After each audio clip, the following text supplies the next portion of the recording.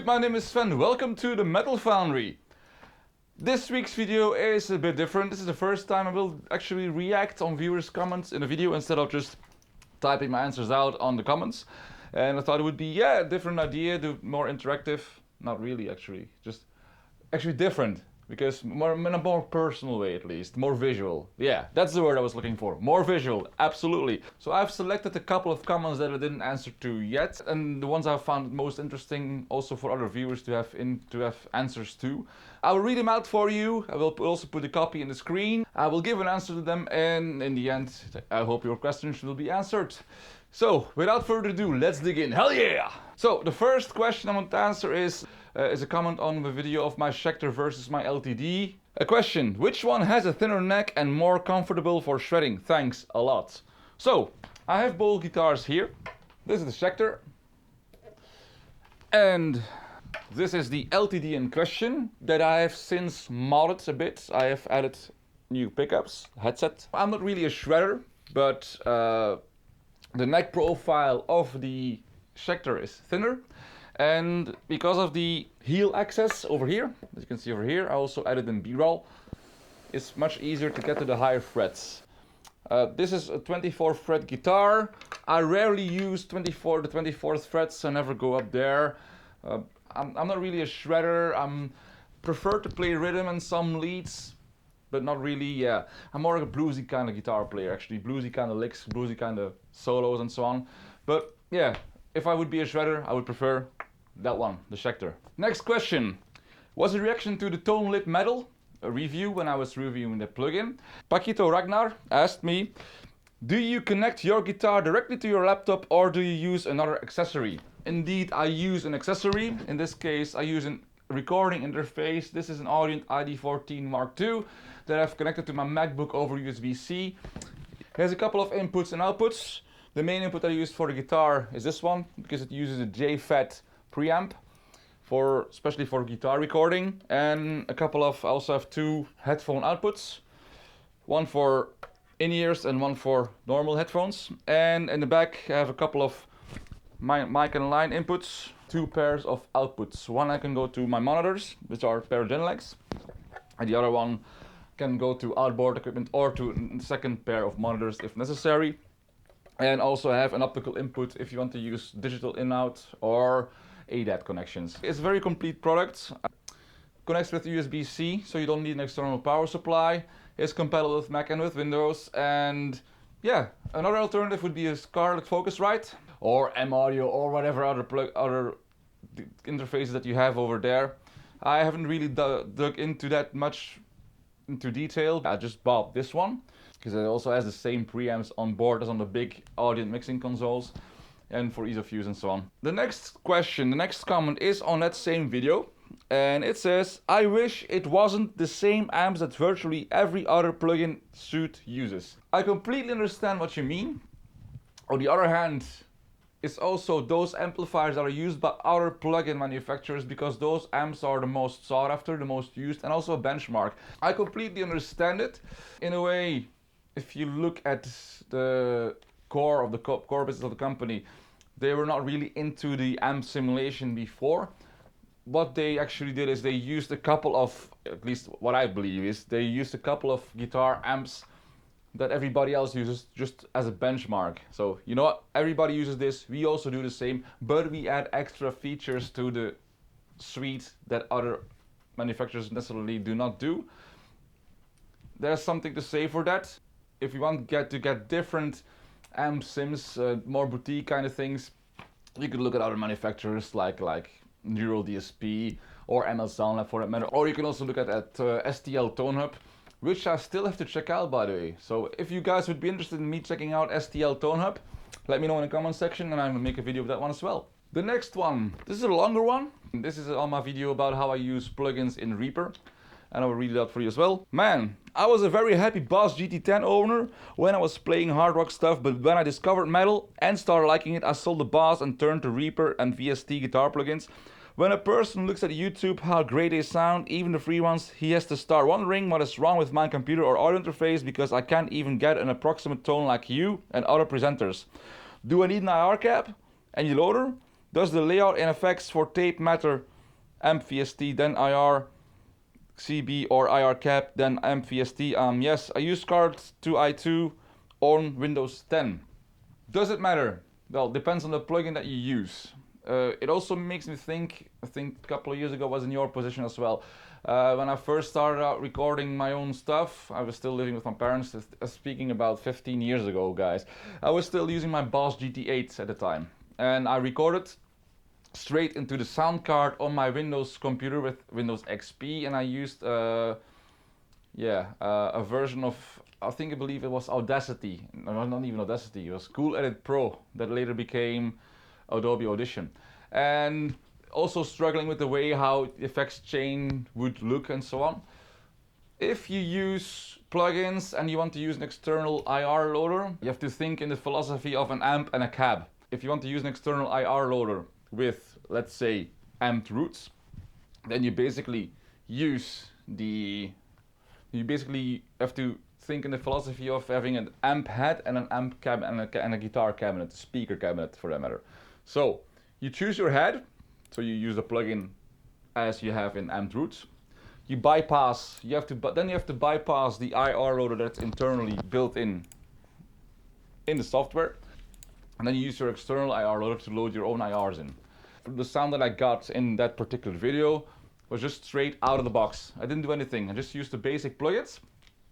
That's it, that's my tone. If you're not very sure about the sound and so on, you could also check your monitors, or you can use a headphone, a decent headphone for that. There's ample solutions in the market that are not too expensive as well. So it's just what you like and what for your own hearing, what you're used to. If you think my sound is great, thank you very much. I was just only, for that particular video, I was only using the straight out of the box standard sound, same from the plugin, a preset. Or I just used my own, like the same settings as I have on my amp. If I would use, for example, the Mesa Boogie, then I would use the same setting that I use on my own amp. But for that matter, anything else, I don't really do anything extra to make it sound better. I'm still learning about all this stuff in all fairness, about mixing and about EQing and so on. So, hey, if you have tips for me, or if you have tips to get a better sound, just chime in the comment section as well. While I was editing this video, I also noticed that I forgot to answer a vital part of this question, whether the order actually plays a role and has influence, whether first an MVST and then an IR loader, or first an IR loader and then an MVST. So very easy to answer this. You should consider it like a real amplifier. In the physical world, a real physical amplifier with a cab and an amp head, you would not put your speaker in front of the amp, because that doesn't work. So in that instance, you should also consider that the same way. That means first if you're gonna use an external IR loader, first you put your amp VST, then you put your IR loader. If you're not going to use the IR loader that is built in within the VST itself. Next one. This is also a longer one. I truly believe expensive guitars are a scam. I mean, it's nice to buy expensive things, but the more expensive a guitar gets, the less difference there is between it and lower grade models. Any Mexican Fender or LTD EC401 to EC1000 with no QC issues will sound and feel as good as an expensive counterpart.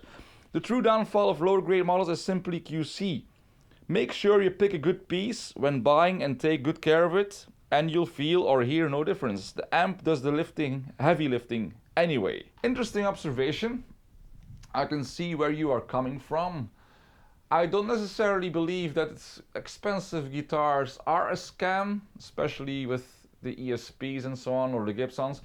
It just depends on the quality of wood that they use, the raw materials. You can have an ESP and an LTD that are both made of the same wood, but the ESP factory will get a better wood choice than the LTD factory for that matter. Also, another difference is the cheaper guitars, the wood for the cheaper guitars will not be as dry as for the more expensive guitars. It also takes a longer time. Most now with the CNC process, think the difference is getting smaller and smaller and smaller, as you said. But then for more expensive guitars, there is a little bit more handwork put in for more details like buffing up the frets and so on. As you said, QC is very important. And yeah, what I basically do is if you get a good entry level guitar or a mid tier guitar and you get it set up professionally, that's awesome. You know, I think Stoneman offers planking, I think it was called, or placking. I think it's called placking. That you can basically have your guitar set up completely in a perfect shape, perfect setup, and so on. I have zero knowledge about it, so I would not be able to explain how that works. But yeah, this is my take on it. I understand where you are coming from, but I don't necessarily agree. I think it's down. It's I think in the eye of the beholder. You know, you just spend your money on how you want to. I like to play with ESP guitars. Also like to play with ELTD guitars. It just depends. You know, you can also easily buy a decent guitar and upgrade your hardware, as I did with some of my models. But yeah, in the end, you'll end up paying almost as much as for the expensive guitar. Next comment is on the same video, and it says, "Matte guitars are not, you know, Epiphone's a brand, MS Epiphone, but they're really a USA custom shop, Gibson." I think this refers to me saying that Matt Heafy is playing his Epiphone guitars. Same with Bjorn Dilotte from In Flames. Don't necessarily think that's true, that he uses a special custom shop. That would not make any sense. I really think, especially knowing Matt Heafy, he would use his Epiphones just to show that, hey, I believe in this brand, I stand for this brand, and I believe the guitars are of a quality that's good enough for me to perform live for you guys on stage or on his Twitch channel. So, because it would be cheating, would be counterproductive in my opinion. I just think he has a very good Epiphone. I think they retail for around 1,200 euros now, with a decent setup.